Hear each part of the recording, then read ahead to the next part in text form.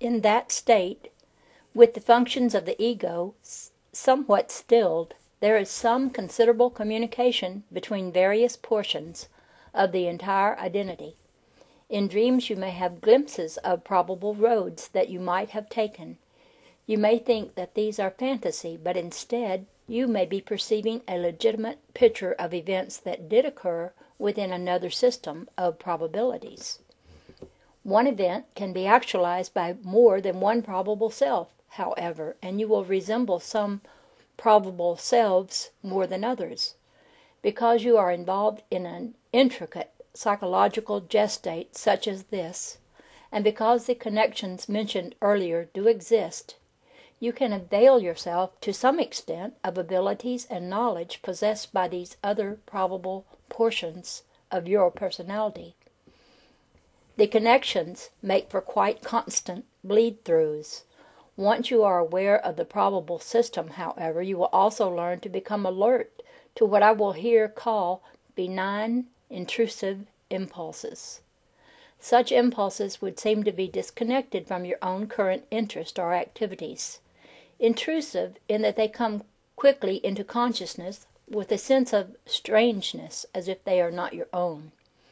These can often offer clues of various kinds. You may know absolutely nothing about music, for example, and one afternoon, while in the middle of some mundane activity, be struck by a sudden impulse to buy a violin. Such an impulse could be an indication that another probable portion of your identity is gifted with that instrument. I am not telling you to run off and buy one, but you could, however, act on the impulse as far as is reasonably possible, renting a violin, simply acquainting yourself with violin concerti, etc. You would learn the instrument far quicker, you see, if the impulse was originating with a probable self. It goes without saying, then, that probable selves exist in your future as well as your past. It is very poor policy to dwell negatively on unpleasant aspects of the past that you know, because some portions of the probable self may still be involved in that past. The concentration can allow greater bleed-through and adverse identification, because that part will be one background that you have in common with any probable selves who sprang from that particular source.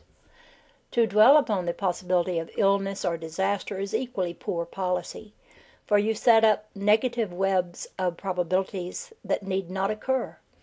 You can theoretically alter your own past as you have known it, for time is no more something divorced from you than probabilities are. The past existed in multitudinous ways. You only experienced one probable past. By changing this past in your mind, now, in your present, you can change not only its nature, but its effect, and not only upon yourself, but upon others. Pretend a particular event happened that greatly disturbed you. In your mind, imagine it not simply wiped out, but replaced by another event of more beneficial nature. Now this must be done with great vividness and emotional validity, and many times. It is not a self-deception. The event that you choose will automatically be a probable event which did in fact happen, though it is not the event you chose to perceive in your given probable past. Telepathically, if the process is done correctly, your idea will also affect any people who were connected with the original event, though they can choose to reject as well or accept your version. This is not a book on techniques, so I will not go into this particular method deeply, but merely mention it here. Remember, however, that in a most legitimate way, many events that are not physically perceived or experienced are as valid as those that are, and are as real within your own invisible psychological environment. There are in your terms, then, unlimited probable future events for which you are now setting groundworks. The nature of the thoughts and the feelings you originate, and those that you habitually or characteristically receive, set a pattern. So you will choose from those probable futures those events that will physically become your experience. Because there are bleed-throughs and interconnections, it is possible for you to tune into a future event, say of an unfortunate nature, an event for which you are headed if you continue on your present course.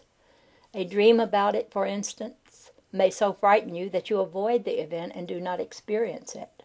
If so, such a dream is a message from a probable self who did experience the event. So can a child then, in a dream, receive such communications from a probable future self of such a nature that its life is completely changed? The entire identity is be and now. All divisions are merely illusions. So one probable self can hold out a helping hand to another, and through these intercommunications, the various probable selves in your terms begin to understand the nature of their identity. Now this leads to other adventures in which whole civilizations may be involved, for as individuals have their probable destinies, so do civilizations, nations, and inhabited planetary systems. Your historical Earth, as you know it, has developed in many different ways, and there is a deeply unconscious connection that unites all such manifestations. In their own way, even atoms and molecules retain a knowledge of the forms through which they have passed, and so the individuals that compose any given civilization contain deep within themselves the inner knowledge of experiments and trials, successes and failures, in which the races have also been involved at other levels of reality. In some probable realities, Christianity as you know it did not flourish. In some, males did not dominate. In others, the makeup of physical matter simply followed different lines. Now, all of these probabilities are in the air about you, so to speak, and I describe them as faithfully as I can, but I must relate them with concepts with which you are somewhat familiar.